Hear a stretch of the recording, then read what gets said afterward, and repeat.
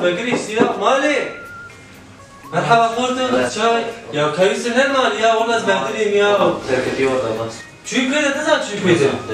بس زبهدلين يا كاك كامسا يا كاك قربان فرق كافينا زي بتشم ليه قال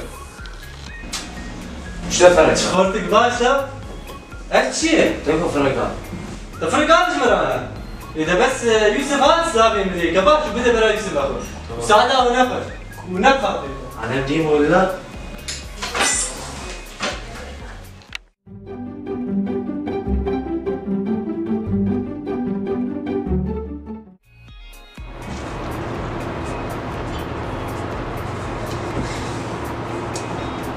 يا بندر عجبي توز لو كرابن بشون لو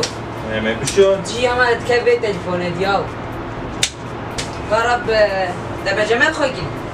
نجي خود زر ما بيورينو مساحه زوير ما هو يلا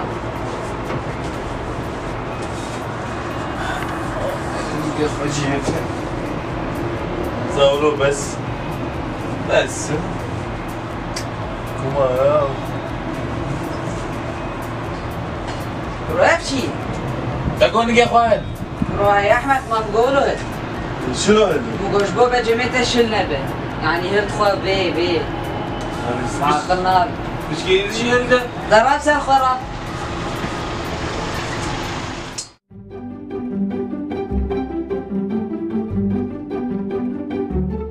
ايه شلو بوجا دوي نار بوكس كله ليه خص خيو يا اخي دوخي فقيرو كتعرض هذا ما يشلوك يا كيبو نافي شبو يا واوي هاني لو كي او تشكولو وكي هذا بس نافين بين بيرا خيرو دلوبو ندلو سلوبو ما سلوبوش دجوبو اي والله انا دجوبوش بس نافي سر زماني من المشكله كا دبيته كا زمانه ده كاتنا بسر زمانه ده تنا بكيت دا قرطان ده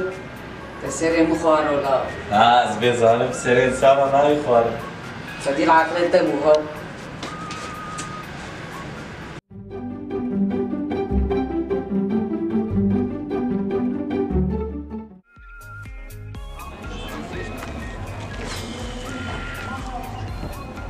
يا خدي باش شغلان بهدلان عندنا له ما يا ضرب كوي برا مدينة ما يا رجل شو مسماني سيروجا شغلين برا مدان شو جارات شو بانكي خياط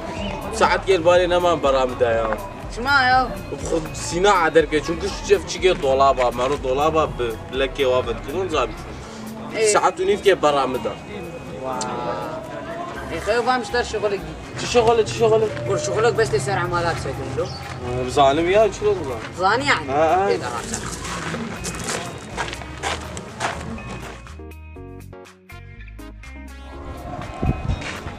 افهم مال له خلاص وهاك تشتكينا بس تسير وابسك تمام متى تهرت تمام ورقي شغلي سبيس له ده يلا اذانا ورما ولا مالك أري عم عمالي باش شيء دبات وقال نادر ما أورم بلوك يخبرن ترى بادن بما بلوك على بادن ده خير شغله ما هم بلوك يخبرن خالو عزيز بادن يا اخي شو خالو عزيز جو بادن دبات خالو عزيز ما قلت بلوك يخبرن ترى خالو عزيز جو خالو عزيز قور وين شبوي يا اخي شبوي كوشاي عزيز بادن شو سر بسكن بادن قرولا مش تلقوا سر عمارات يبسكن يا اخي هو افتني مطلوب اشتيا ايمانا جو بادن زي شلو سر بسكن ابقى دائما الناس كرش ما برات الدار قربوا عقلتك خلاص